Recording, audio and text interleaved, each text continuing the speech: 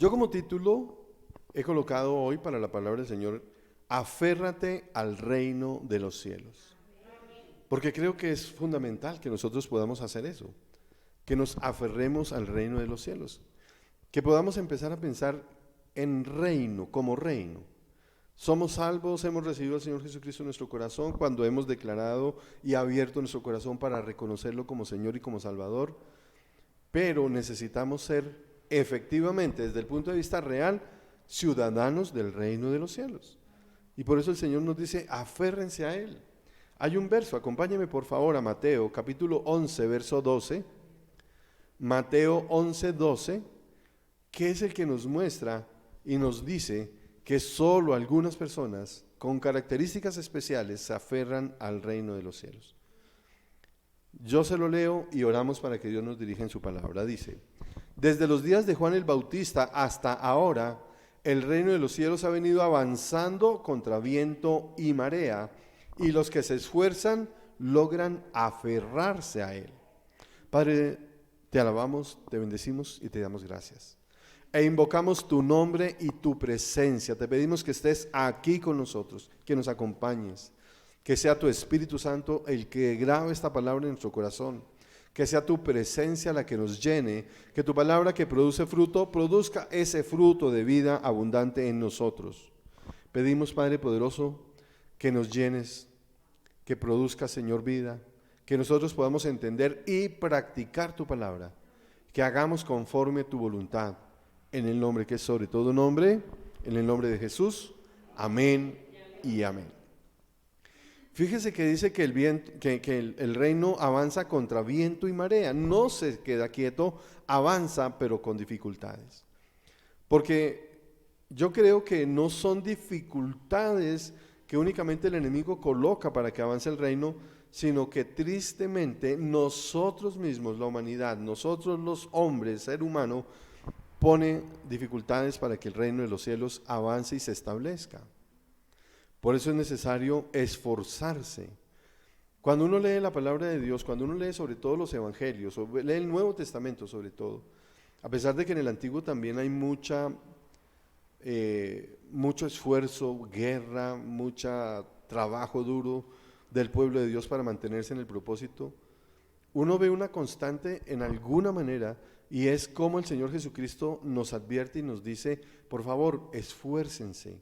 Esto no es sencillo, tienen que tomar su cruz, tienen que seguirme, tienen que ser disciplinados. En el mundo van a afrontar aflicciones. Y por alguna razón, nosotros cuando llegamos al Evangelio, pareciera que quitáramos toda esa forma de pensar de la palabra de Dios y pensáramos que entonces ahora voy como en coche. Es una expresión que usábamos hace un tiempo, ¿cierto? Vamos en coche, tranquilos, sin problemas. Y resulta que no es de esa manera, o no por lo menos en esa manera en que nosotros lo entendemos. Vamos en coche, ¿en qué sentido? Que Dios va delante de nosotros, que nos va guiando, que va abriendo camino, que Él mismo dice que Él es el que está quitando los estorbos, que su ángel acampa a nuestro alrededor. Y eso es excelente, maravilloso. Pero también nos dice que nosotros somos responsables de nuestra vida, de establecer nuestra vida, de establecer nuestra manera de caminar con Él, de esforzarnos, de tomar la cruz, de llevar nuestra naturaleza a la cruz del Calvario, para que cada vez muera más nuestra carne y levante el Espíritu de Dios en nosotros. Eso es un esfuerzo. Y el reino de los cielos está para que nosotros nos aferremos con fuerza a Él. Por eso es importante.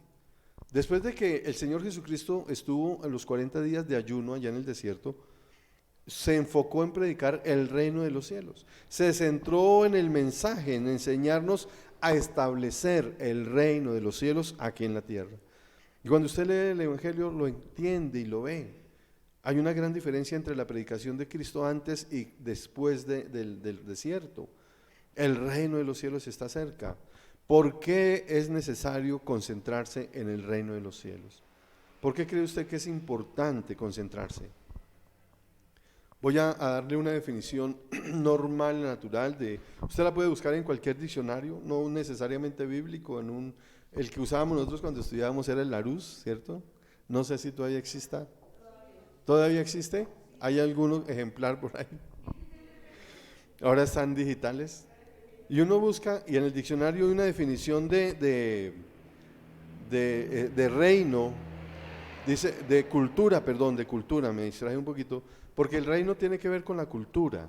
Una definición de cultura, porque vamos a apuntar un poco hacia esto, es el conjunto de conocimientos, de ideas, tradiciones, costumbres que caracterizan a un pueblo, a una clase social, a una época o a una persona.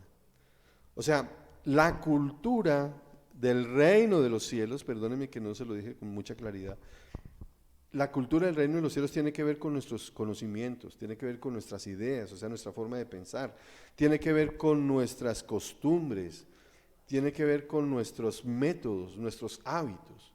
Todo eso es parte de la cultura.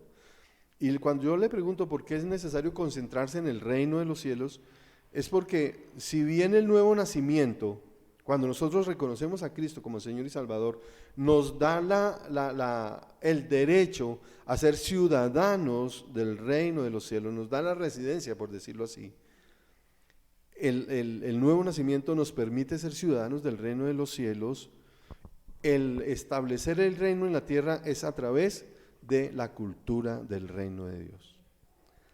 Por eso es que es importante, por eso el Señor quiere que no solamente nosotros tengamos la residencia, por decirlo así, o la ciudadanía, sino que nos podamos mover como Él se mueve en el reino de los cielos. Y cuando nosotros vemos, por ejemplo, cuando le piden al Señor que les enseñe a orar, los discípulos empiezan también diciendo, hágase tu voluntad como en el cielo, aquí en la tierra. O sea, establezcase el reino de Dios, así como está establecido en el cielo, aquí en la tierra. De manera que nosotros podemos, o debemos mejor, sería la palabra, caminar en la cultura del reino de los cielos, establecer el reino de los cielos aquí en la tierra. El reino de los cielos es el que nos permite a nosotros tener, uno, vida abundante, y dos, expandir el reino. Esa cultura del reino es la que nos permite tener esa vida abundante y expandir el reino.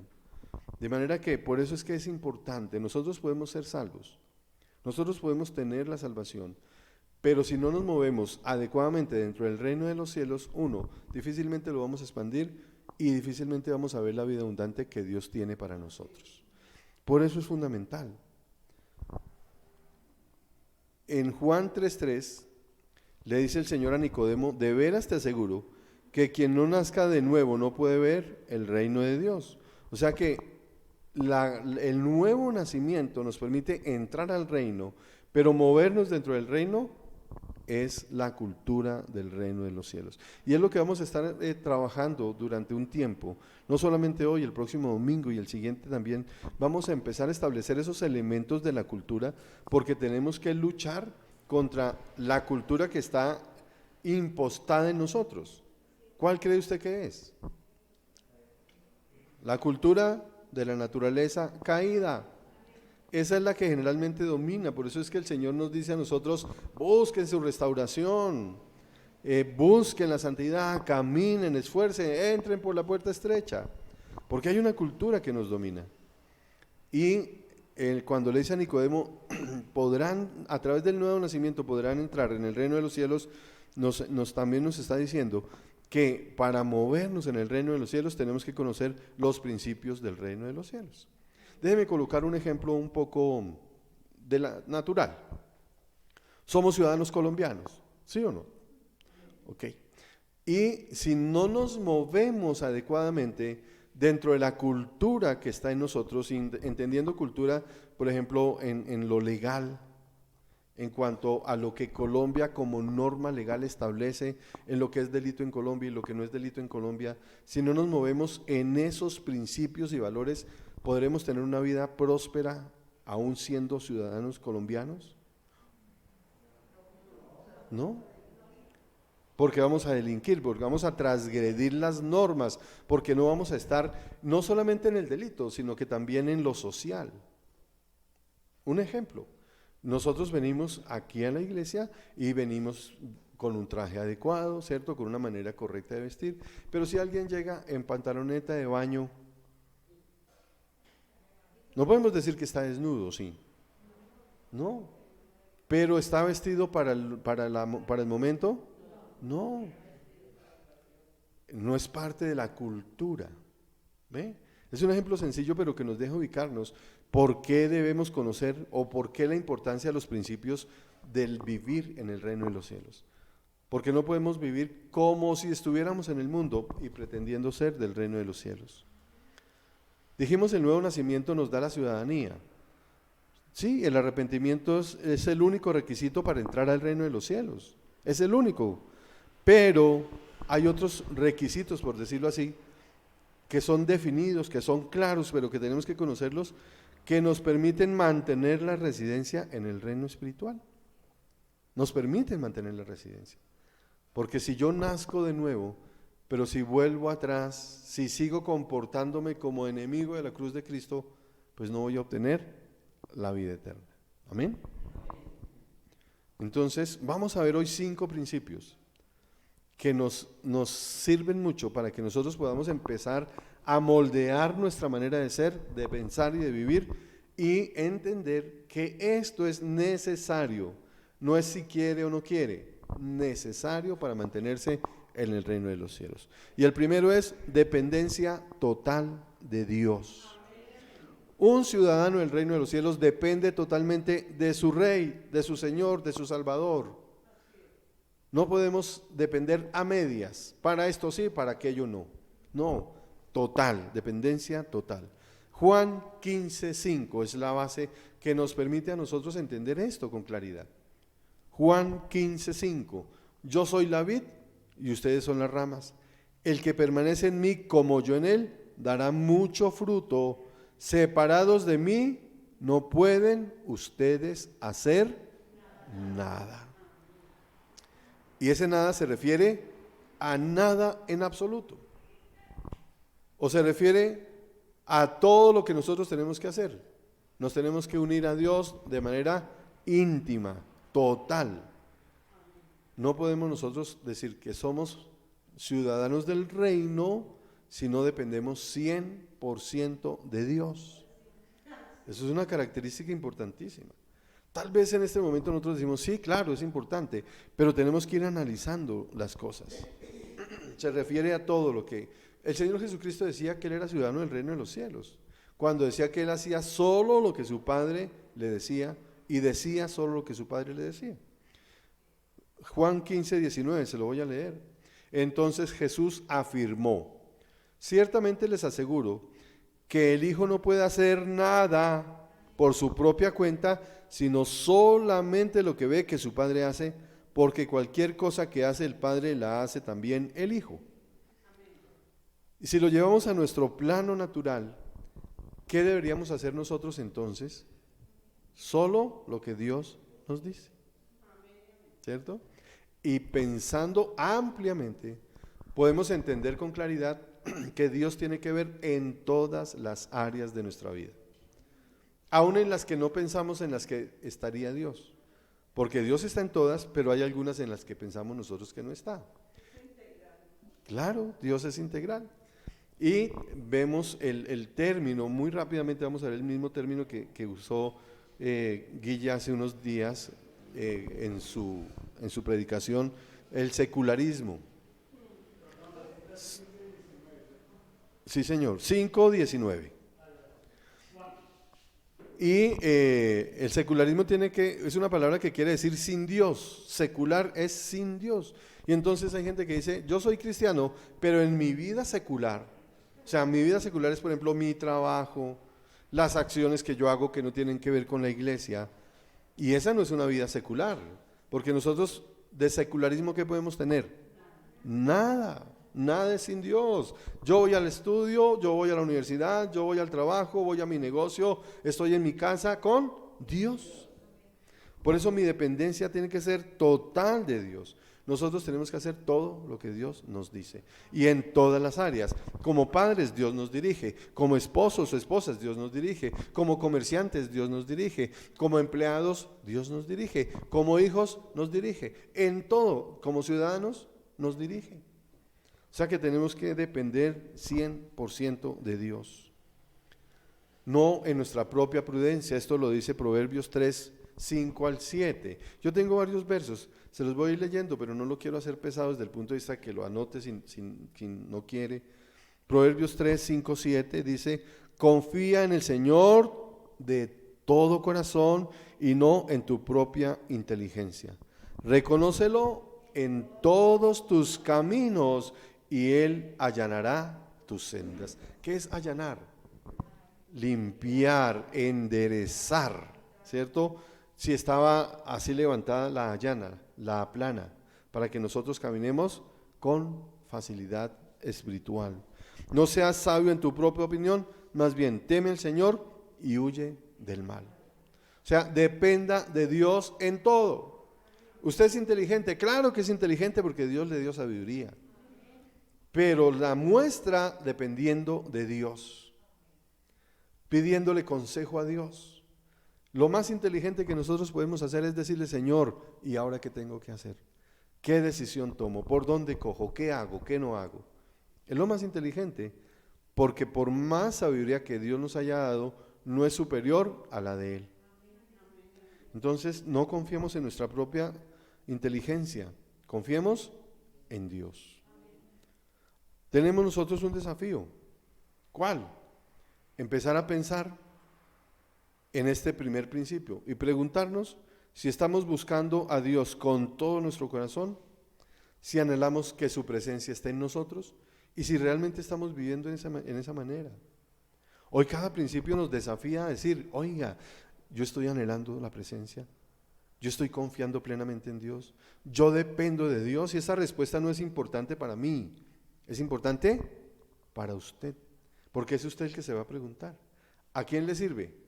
A usted mismo, porque usted es el que tiene que saber si quiere seguir siendo ciudadano del reino de los cielos y vivir una vida abundante. Pero también nos permite hacer prácticas, cosas, o hacer cosas que podamos practicarlo, me refiero, y es tener una búsqueda de Dios, buscar profundamente a Dios, buscar su presencia cada día, para que podamos depender plenamente de Él. Amén. Segundo principio, el quebrantamiento. El quebrantamiento. Y ya vamos a ver a qué se refiere este quebrantamiento. Acompáñeme por favor a Isaías, capítulo 57, verso 15. Quebrantamiento. Dice Isaías 57, 15. Porque lo dice el excelso y sublime, el que vive para siempre, cuyo nombre es santo. Yo habito en un lugar santo y sublime, pero también con el contrito y humilde de espíritu, para reanimar el espíritu de los humildes y alentar el corazón de los quebrantados. Hay otro verso que dice que Dios no desprecia un corazón quebrantado y arrepentido. El quebrantamiento es una característica importante de nosotros. Y en cuanto al aspecto desde el punto de vista bíblico, la palabra quebrantamiento señala la violación de una ley o de una norma, pero al mismo tiempo se vincula de manera directa con rasgar o con crujir. O sea que es el reconocimiento de mi pecado y el rasgar mi corazón o mi alma para decirle: Señor, perdóname, y quebranto mi voluntad y me someto, como estábamos hablando en el primero, a ti completamente, reconociendo que necesito estar contigo. Nosotros tenemos que entender que nuestro corazón tiene que quebrarse delante de Dios. Podríamos hablar también en este sentido de rendición a Dios, porque hay momentos en que nosotros nos levantamos y no nos rendimos a Dios. El rey David había estado caminando, y a pesar de que era un hombre con un corazón conforme al corazón de Dios, estuvo caminando por un tiempo sin pensar en lo que estaba haciendo. ¿Se acuerdan el episodio de Urías? Y aunque usted cuando lo lee está muy cerca en cuanto a la cronología, no sino en cuanto al relato de la palabra de Dios, que dice que él hizo con Urías, que lo mandó matar, que mandó a que fuera a su palacio y que se quedó con ella. Cuando llega el profeta y lo recrimina, está muy cerca un pasaje del otro. Hubo un tiempo durante el cual el rey David ni siquiera se había dado cuenta de la maldad que había cometido. hasta que entendió y quebrantó su corazón delante de Dios. Mientras oculté mi pecado, mi vida se fue consumiendo, pero cuando reconozco mi pecado, quebranto mi corazón delante de Dios, donde lo rasgo y dejo que mi corazón verdaderamente sea un corazón para Dios, ahí mi vida es transformada, mi vida es cambiada. Ahí es donde entendió el valor del quebrantamiento, el sacrificio que tenía que dar y agradar a Dios quebrantado. Ahí es donde nosotros podemos decir, tú no desprecias un corazón quebrantado y arrepentido. Esto es una característica del reino de los cielos. Yo no puedo vivir en el reino de los cielos si no quebranto mi corazón delante de Dios. Yo no puedo ser un ciudadano legal dentro del reino de los cielos si mi corazón está endurecido a su palabra, está endurecido a sus instrucciones, si mi corazón no es proclive a hacer la voluntad de Dios. No puedo hacerlo. Yo tengo que tener un corazón quebrantado, yo tengo que tener un corazón arrepentido, vivir buscando la presencia de Dios también, pero vivir diciendo, Señor, yo quebranto mi cerviz, yo quebranto mi orgullo, Señor, yo me rindo completamente a tu propósito. Nuevamente nos desafía. ¿A qué? A que nosotros a solas con Dios nos podamos preguntar, ¿hace cuánto tiempo que no quebrantamos nuestro corazón delante del Señor? ¿Hace cuánto tiempo mantenemos ese corazón endurecido? Y lo podemos ver a través de la relación con las personas, o lo podemos ver a través de nuestra actitud frente a, de pronto, la misma iglesia, de pronto a la familia, a alguna circunstancia que pueda estar pasando en mi vida. Porque a veces asumimos esas posiciones y no nos quebrantamos delante de Dios. Y decimos, Señor, no, es que esto no puede ser así, es que esto no es así. Y Dios toca la puerta de nuestro corazón día tras día, semana tras semana, y muchas veces nos mantenemos nosotros ahí firmes, pero no firmes en Dios, sino firmes en el mantenernos lejos de Dios, o áreas de nuestra vida mantenerlas lejos de Dios. El desafío es este. ¿Hace cuánto no quebrantas tu corazón? ¿Cómo está tu vida frente a esos agentes externos que endurecen tu corazón? A esos dolores, a esos desánimos, a esas amarguras.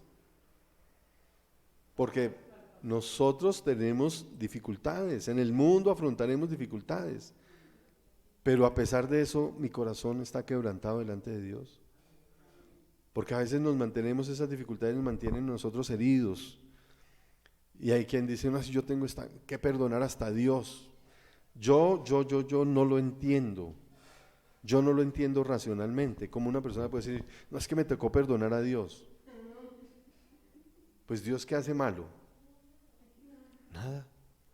Así sea duro para mí, no es malo. Hay gente que dice, no, técnicamente uno tiene que perdonar a Dios. Bueno, se lo respeto. Pero hay situaciones de nuestro corazón que nos mantienen más bien endurecidos con Dios. Él es el que tiene que perdonarnos por ser nosotros duros con Él. ¿Ve? Entonces, ¿cuánto hace que no se quebranta? Y en la práctica, hoy es un buen día para buscar de todo corazón su presencia. Hoy es un buen día para nosotros meditar en lo que estamos diciendo y diciendo, Señor, yo sí estoy dependiendo de ti. Y dos, he quebrantado mi corazón. O mantengo todavía dureza, mantengo todavía orgullo, por decirlo en alguna manera, o mantengo esa posición distante, o te he sacado de algunas áreas de mi vida, porque a veces sacamos a Dios de algunas áreas de nuestra vida. Tú manejas todo, Señor, pero no metas la mano en el cajón de la mesa de noche, porque allí tengo mis tesoros. Ahí están las cosas que tú no puedes tocar.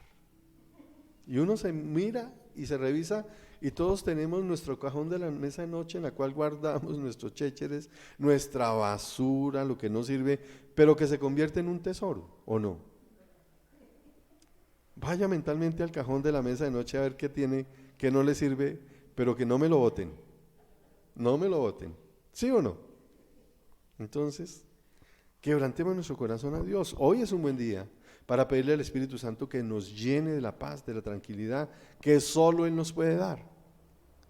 Y podamos nosotros decir, Señor, yo me rindo, Señor, no me importa. Si el problema es de una actitud frente a un hermano, frente a alguien de la iglesia, Señor, dice tu palabra que es mejor dar que recibir. Y yo voy a dar, yo voy a entregar con amor, yo voy a perdonar sin que me pidan perdón, yo voy a restablecer. Y quebrantemos nuestro corazón delante de Dios. Tercer principio, vamos como rápido, ¿cierto? Humildad. Humildad. Es diferente a quebrantamiento. Pueden ser similares en algunas partes, se pueden tocar en alguna parte, pero la humildad. Sofonías 2:3. Sofonías. Es un libro de la Biblia que por lo general está pegado, porque no lo leemos mucho, no pasa por ahí el dedo, como los evangelios, como los salmos, como los proverbios. Ay. Dice Sofonías 2:3. Busquen al Señor todos los humildes de la tierra, los que han puesto en práctica sus normas. Busquen la justicia, busquen la humildad, tal vez encontrarán refugio en el día de la ira del Señor. Qué verso, ¿no? Los humildes de la tierra. ¿Quiénes son los humildes de la tierra? Los que han puesto en práctica sus normas. Fíjese que nos habla de lo que estamos diciendo. Los que estamos viviendo en el reino de los cielos, pero vivimos conforme a los propósitos del reino de los cielos, en la cultura del reino de los cielos.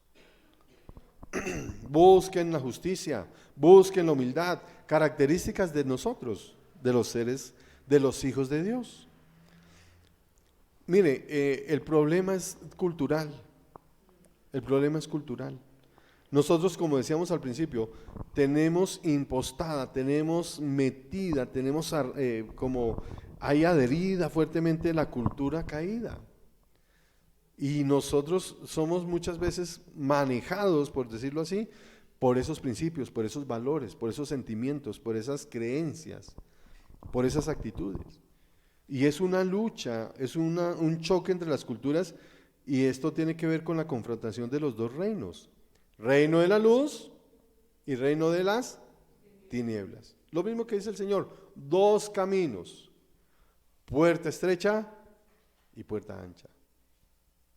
Lo mismo que dice el Señor, el que no está conmigo, está contra mí. No hay una posición neutral.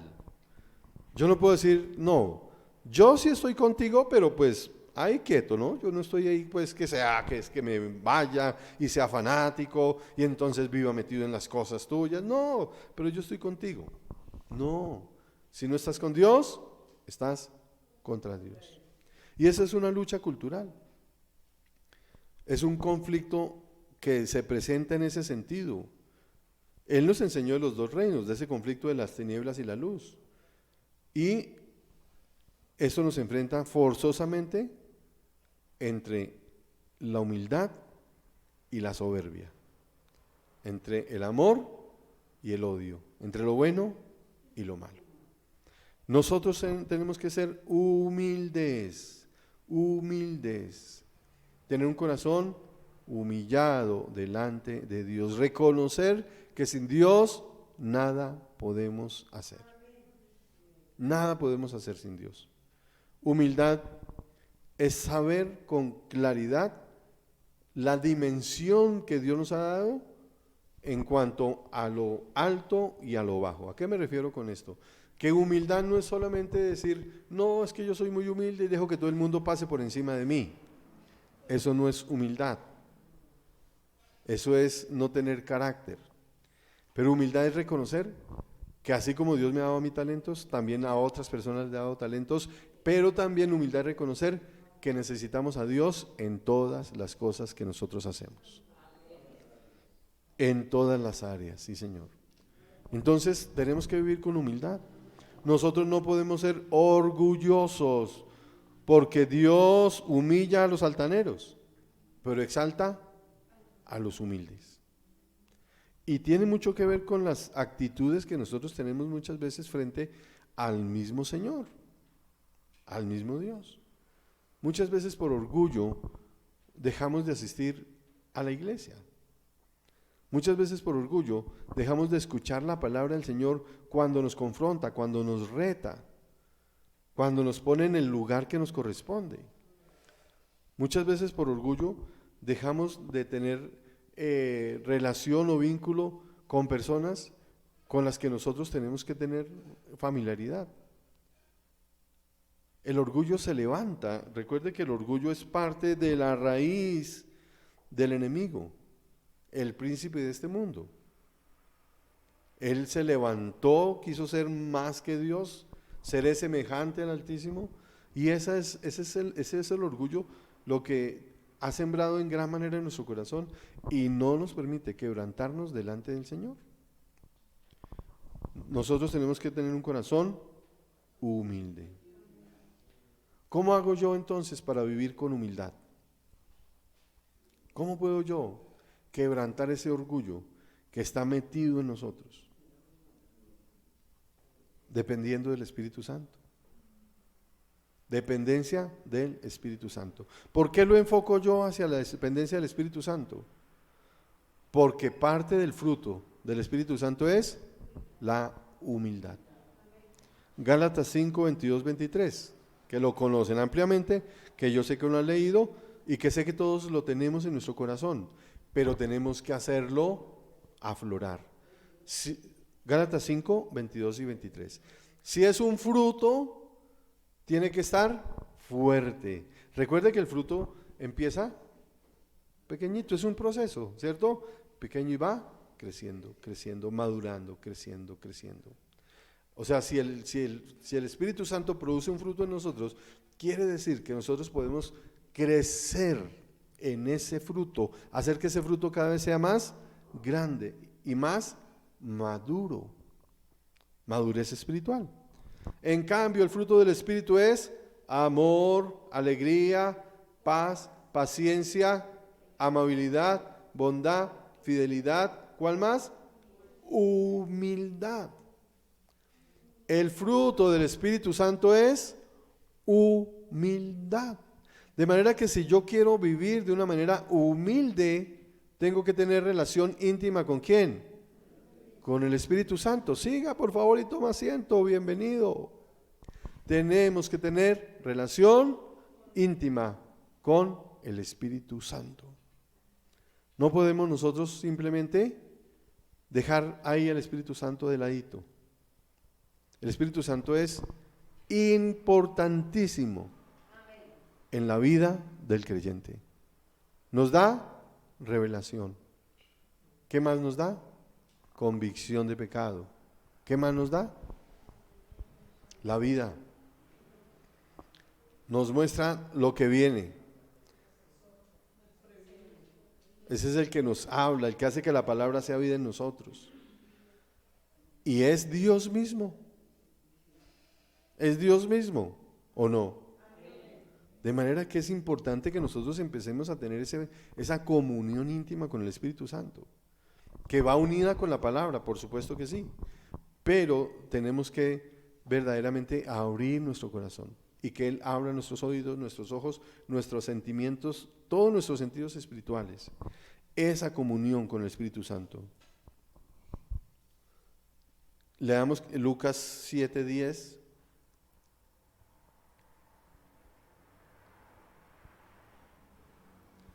Esta enseñanza en Lucas 17, perdón, no 7, 17:10, está enmarcada en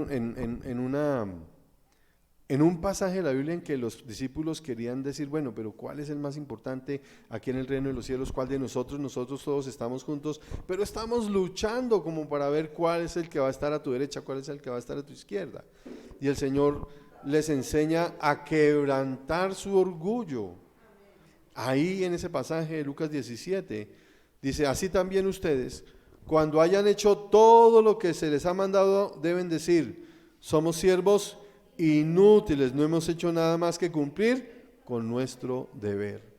Y esa es una fórmula extraordinaria contra el orgullo. Es que yo estoy haciendo las cosas bien. ¿Cómo le dice Dios? Inútil. No es que no reconozca. Él está dando la fórmula para que usted diga, Señor, lo que hago es lo que me corresponde. Punto. ¿Tengo que sacar pecho por eso? No. No. Y le cuento un secreto que sé que usted ha leído, pero a veces no tiene en cuenta cuando saca pecho cuando hace las cosas. Porque todos sacamos pecho cuando hacemos las cosas. Con eso ya tuvimos nuestra recompensa. Perdimos la recompensa del cielo y la obtuvimos en nuestro orgullo aquí en la tierra. Cuando yo hago las cosas bien y digo, ¿sí ve? Es que yo sí estoy haciendo las cosas bien. El Señor dice, bueno, aplausos. Ahí llegó su recompensa. No esperó las recompensas del Señor. De manera que es mal negocio ser orgulloso. No sirve. Nosotros tenemos que vivir con humildad, reconociendo a Dios en todo, pero también reconociendo que las demás personas también son útiles y sirven a Dios. Tener un corazón humilde a través de esa relación con el Espíritu Santo. Necesitamos más humildad. ¿Cuántos principios llevamos? 3. ¿Cuántos nos faltan? 2. Pero nos falta el desafío de la humildad, ¿o no? ¿A qué nos desafía la humildad? Amén. ¿Con qué corazón estoy haciendo las cosas? ¿Cuál es mi motivación? ¿Ser reconocido? ¿Tener una posición importante? ¿O agradar a Dios? Entonces, esa buena respuesta debe dársela a usted mismo allá en la intimidad de su corazoncito. Porque usted es el que sabe si está haciendo las cosas para agradar a Dios o lo está haciendo para ser importante o para lograr una posición o cuál es su motivación. Porque a veces nuestra motivación no necesariamente es agradar a Dios. En eso sí que tenemos, que tener mucho cuidado y entrar allá en lo íntimo. En lo práctico, ¿qué podemos hacer? Ir hoy a la presencia de Dios, presentar nuestro corazón, quebrantarlo y pedirle a Dios perdón y que quite todo orgullo de nuestro corazón. Busque específicamente en esa área. El enemigo es muy astuto para esconder en nuestro corazón el orgullo. Por eso está el famoso dicho, estoy orgulloso de lo humilde que soy. Porque el enemigo eso hace. Esconde el orgullo por allá, a veces con cara de humildad. Con cara de humildad. Entonces tenemos que tener cuidado.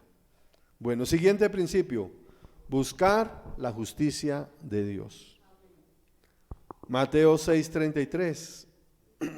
Este está dentro de esa enseñanza hermosa de busquen primero el reino de Dios y su justicia, y todas estas cosas les serán añadidas. Un ciudadano del reino de los cielos no puede vivir sin la justicia de Dios. No puede. Y la justicia del Señor tiene que ver con la obra que Él hizo en la cruz. Nosotros fuimos justificados por la sangre de Cristo. Mateo 6:33. O sea, cuando el Señor dice busque primeramente el reino de Dios y su justicia, nos está diciendo en alguna manera, ojo, su justicia ha sido lograda, ha sido hecha allá en la cruz del Calvario.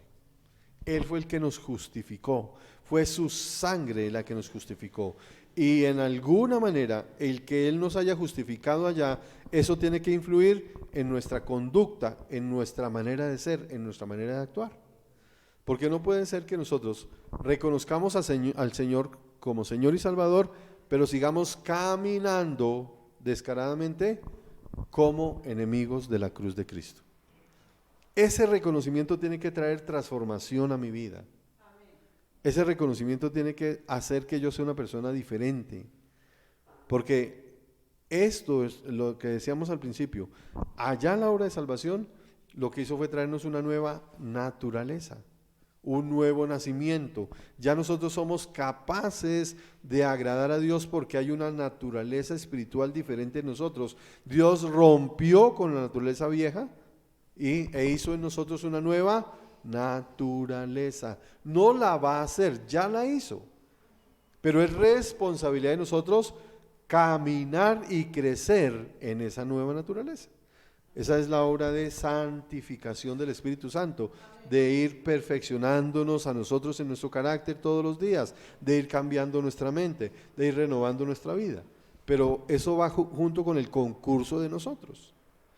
Tenemos nosotros que buscar la justicia de Dios, ser justos con los demás, actuar con rectitud y con honestidad, reconocer en los demás lo que corresponde, lo justo. No puedo yo solamente decir, Señor, ya tú me limpiaste, me justificaste, sino también yo tengo que vivir mostrando esa justicia y siendo justo con los demás.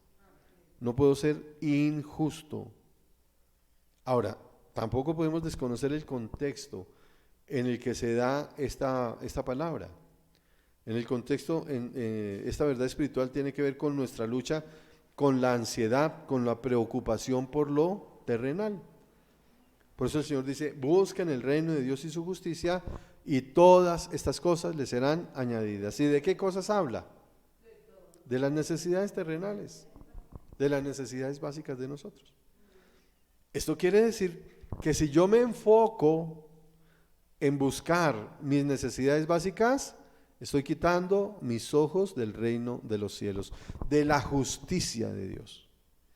Y a veces nos enfocamos en eso. Es que yo merezco, es que yo necesito, es que yo sí me lo gano. Es que, mejor dicho, es que la comida, es que el vestido, es que es lo más importante, yo sin esto. Y nos desenfocamos de la justicia. ¿Qué tenemos nosotros que no nos haya dado Dios?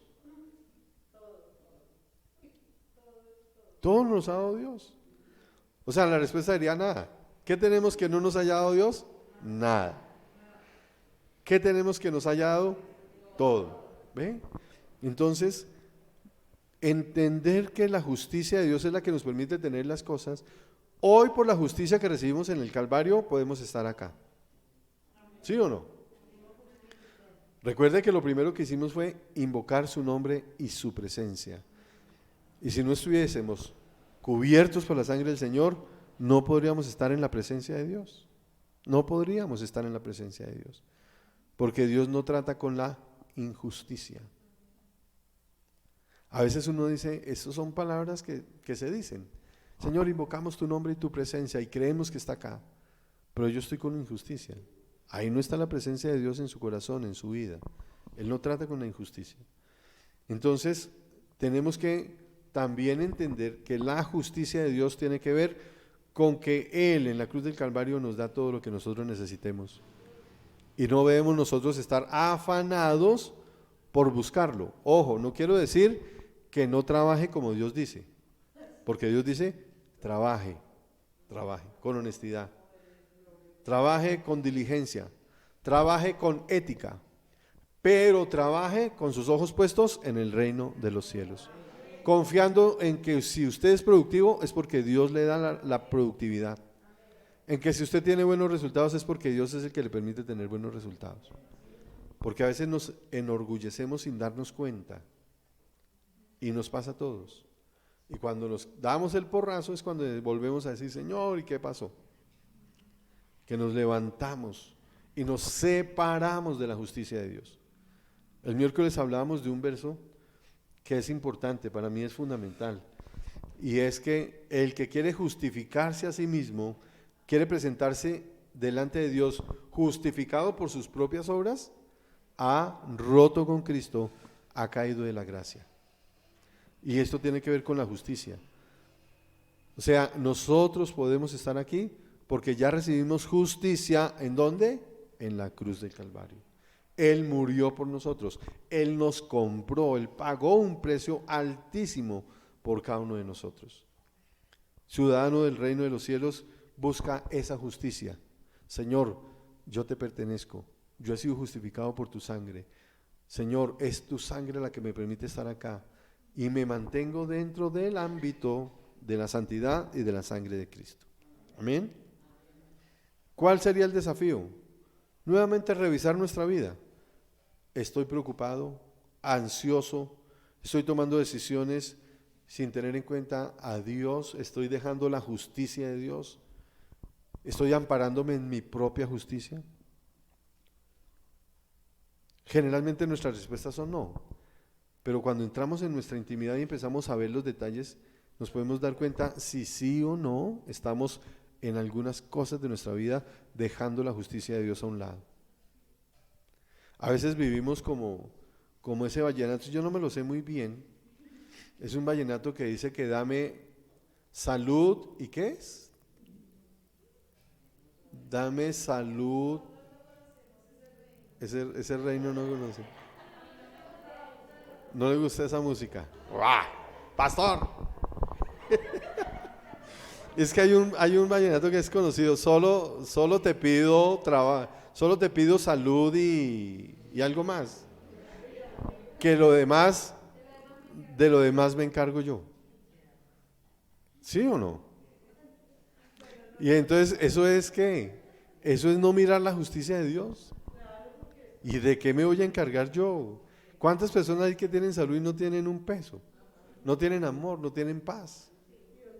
¿Ve? Y no tienen salud. Dios es todo en nosotros. Por eso tenemos que buscar la justicia de Dios. Y la práctica. Tengamos un buen tiempo de adoración a Dios y reconocer la obra que Él hizo en la cruz del Calvario. Miren, hay una gratitud tan inmensa cuando nosotros de verdad nos metemos y decimos: Señor, ¿qué pasó allá en el Calvario? ¿Qué hiciste? ¿Quién era yo? Yo fui responsable de la muerte de Cristo allá en el cruz del Calvario. No es que yo era enemigo de Cristo. Yo estaba representado en aquellos que gritaban: crucifíquenlo, crucifíquenlo. No había nacido, me faltaban unos meses para nacer, pero yo estaba ahí con mis actitudes, con mi pecado, con mi altivez. Entonces, cuando Él fue, aún siendo yo enemigo de Él, y murió por mí, y su gracia, su sangre, su Espíritu Santo, su bondad, su nobleza me rescata, su paciencia todavía me deja estar aquí de pie. Dios mío, no hay amor tan grande como no amar a Dios. Y ahí entiende uno cuando dice que el amor vence el mal. Entonces el desafío es ese, la práctica más bien, ir a la presencia de Dios. Huepaje.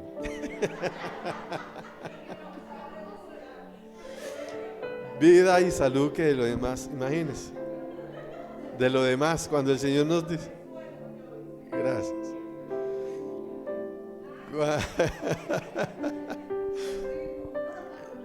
Imagínense.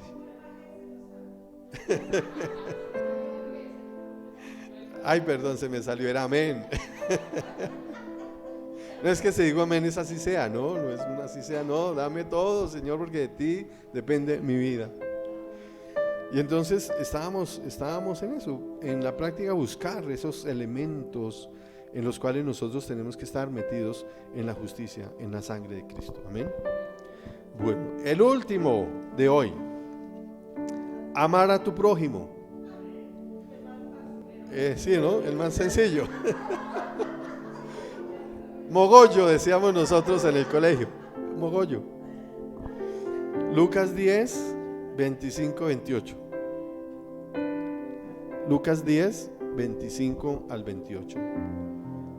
En esto se presentó un experto de la ley, y para poner a prueba a Jesús le hizo esta pregunta: Maestro, ¿qué tengo que hacer para heredar la vida eterna? Jesús replicó: ¿Qué está escrito en la ley? ¿Cómo la interpretas tú? Como respuesta, el hombre citó: ama al Señor tu Dios con todo tu corazón, con todo tu ser, con todas tus fuerzas y con toda tu mente, y ama a tu prójimo como a ti mismo. Bien contestado, le dijo Jesús, haz esto y vivirás. Ama a tu prójimo. Ahora, el episodio sigue diciendo que el tipo queriendo escabullirse porque él quería poner a prueba al Señor, dice: ¿y quién es mi prójimo? Como esperando decir, bueno, pues su prójimo es el que lo quiere, el que lo ama, el que lo respeta, el que está junto a usted. Y el Señor le pone un ejemplo completamente salido. Le dice: su prójimo no es el de su pueblo, su prójimo es el samaritano, aquel que no me conoce, pero que necesita conocerme. Ese es su prójimo. Y entonces nos habla de que nosotros tenemos que amar a aquellos que no conocen a Dios, o a aquellos que conocen a Dios pero se comportan como si no lo conocieran. Y cuando yo veo al espejo, a veces veo uno que tengo que amar así no se comporte como Dios, porque eso me pasa a mí o no. Esos, los más cercanos, a veces es más difícil, pero no es porque no sean buena gente, no, es porque tenemos nosotros más relación con ellos y nosotros somos más mala gente con ellos y reaccionan de esa manera. ¿Sí o no?